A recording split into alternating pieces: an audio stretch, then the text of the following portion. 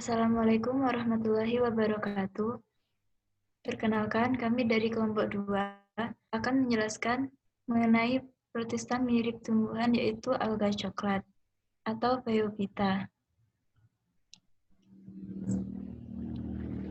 Anggota kelompok kami yaitu pertama Mbak Lintang Mutiara Putri, NIM 40, saya sendiri Rizka Maulida Hasanah, NIM 74, Lutfiana Putri Arbade, NIM 32, Hani Novitasari, NIM 22, Delvi Kiranti Atmasari, NIM 62, Hina Hujan Irsta, NIM 93, Salma Clara Miyah D, NIM 21.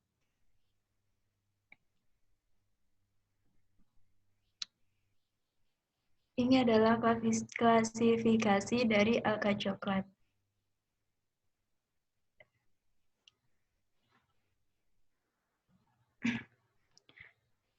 Topik pembahasan kali ini yaitu yang pertama, karakteristik alga coklat, kedua, habitat alga coklat, ketiga, reproduksi alga coklat, keempat, peranan penting sektor ekosistem dan ekonomi dari alga coklat.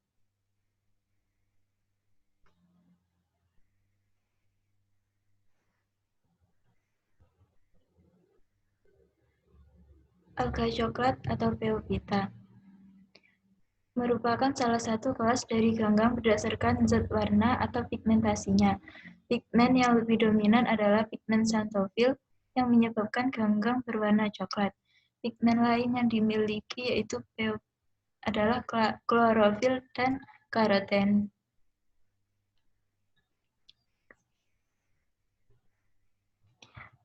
Alga coklat memiliki makroalga penting.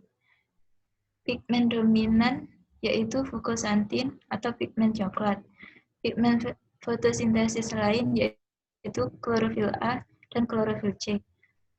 Dan terdapat 2000 spesies dalam 300 genus. Next. Selanjutnya yaitu karakteristik alga coklat. Next. Karakteristik alga coklat yang pertama, inti sel dia berbentuk eukariotik. Yang kedua, yaitu multiseluler. Multiseluler di sini berarti dia memiliki sel yang banyak. Dan yang ketiga, dinding sel mengandung selulosa dan asam alginat. Selanjutnya, berbentuk lembaran dan bahkan ada yang berfungsi sebagai pelampung.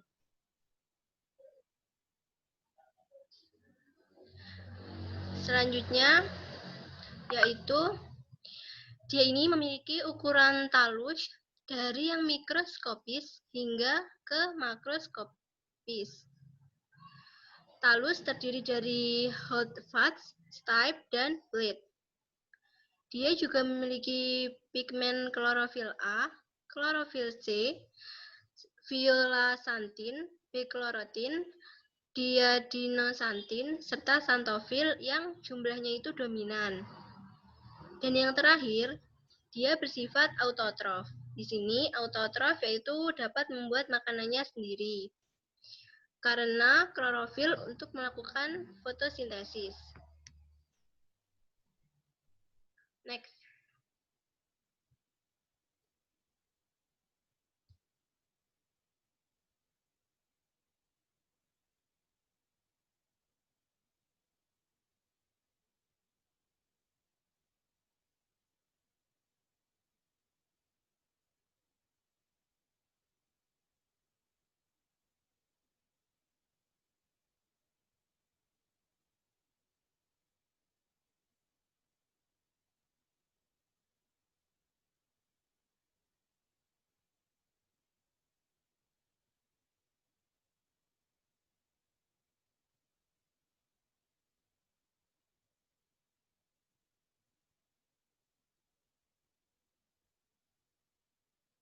Yaitu kloroplas tunggal yang berbentuk seperti benang, ada pula yang berbentuk seperti cakram. Kloroplas mengandung pirenoid. Di sini pirenoid itu berfungsi untuk menyimpan cadangan makanan. dengan makanannya berupa laminarin. Hampir semua alga coklat ini memiliki habitat di laut, terutama daerah yang dingin, yaitu hidup di batu-batuan di dasar perairan sedalam 1,5 sampai 5 meter dari permukaan air. Dan yang terakhir, semua alga coklat hidup berkoloni. Berkoloni itu berkelompok dengan membentuk variasi yang sederhana hingga yang berbentuk besar. Bentuknya yang besar ini lebih dari 30 meter dengan organisasi sel yang rumit.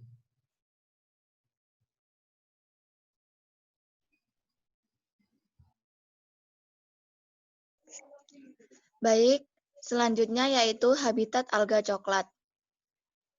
Next.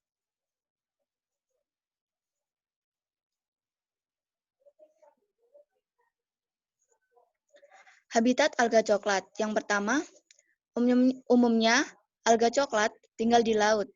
Hanya ada beberapa jenis saja yang hidup di air tawar, yang agak dingin dan sedang.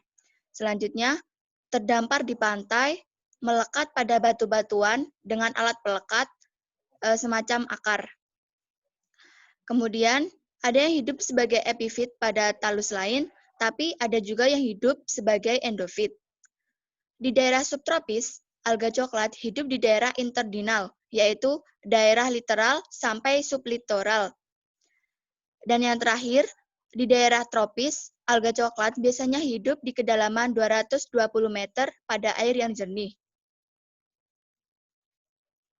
Next.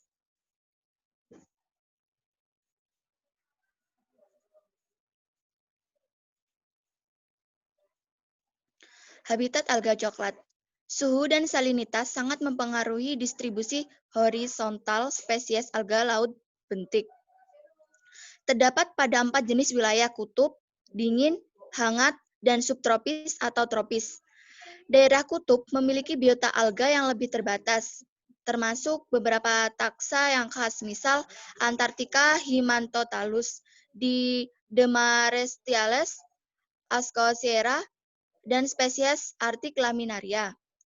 Keragaman spesies yang tinggi ditemukan pada biota alga laut di daerah beriklim dingin.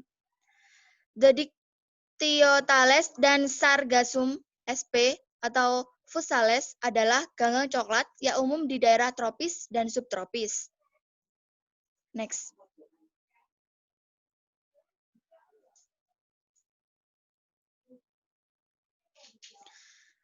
Selanjutnya, reproduksi akan dijelaskan oleh teman saya. Selanjutnya saya akan menjelaskan mengenai reproduksi. Nah, reproduksi ini perkembangbiakan pada pita-pita dapat dilakukan dengan beberapa cara, yaitu reproduksi aseksual dan seksual. Di sini saya akan menjelaskan mengenai reproduksi aseksual. Reproduksi aseksual dengan pembentukan zoospora, berflagela, dan fragmentasi. Zoospora yang dihasilkan memiliki flagel yang tidak sama panjang dan berletak di bagian lateral. Di bagian lateral ini maksudnya yaitu sisi atau pinggir.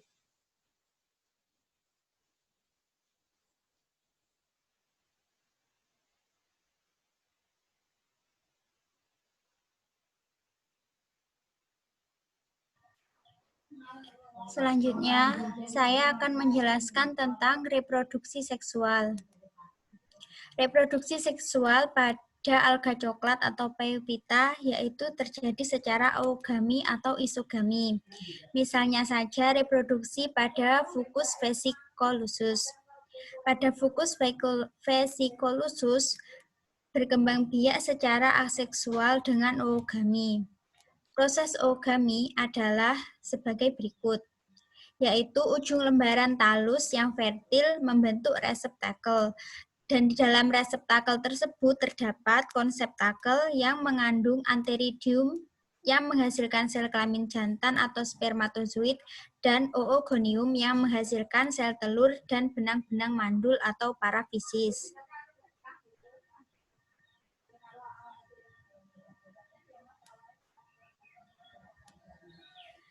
Antheridium tadi Bentuknya itu adalah jorong dan terletak rapat satu sama lain. Jadi setiap antheridium menghasilkan 64 spermatozoid. Sedangkan oogonium berupa badan yang duduk di atas tangkai. Jadi setiap oogonium mengandung 8 sel telur. Jadi setelah ovum dibuai oleh spermatozoid, maka akan terbentuk zigot. Jadi zigot lagi membentuk dinding selulosa dan pektin, kemudian melekat pada suatu substrat dan tumbuh menjadi individu baru yang diploid.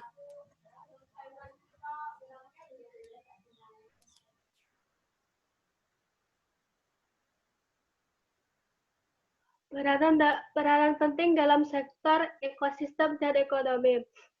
Dalam peran dalam ekosistem, salah satu manfaat alga yang sangat penting adalah sebagai bahan organik di dalam ekosistem perairan. Dalam ekosistem perairan, banyak ditemukan Phaeophyta atau agar coklat yang berperan sebagai bagian utama dari rantai makanan atau produsen. Hal ini berkaitan dengan aktivitas fotosintesis yang terjadi pada alga, sebab aktivitas fotosintesis merupakan sumber oksigen terhadap lingkungan perairan di sekitarnya, di mana akan memberikan keuntungan secara langsung terhadap organisme yang lain yang hidup di air. Proses fotosintesis dapat berlangsung dalam ekosistem perairan karena adanya sinar matahari.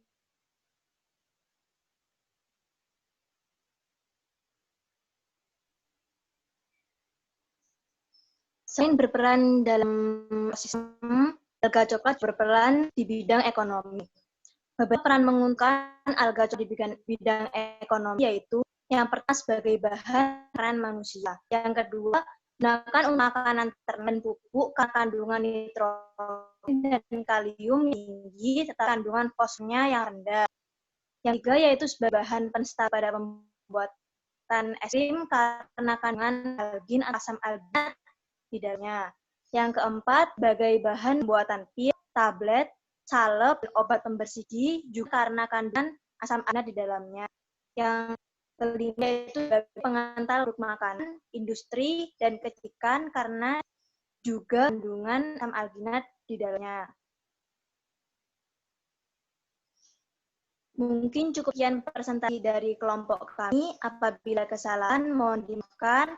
Sekian. Assalamualaikum warahmatullahi wabarakatuh.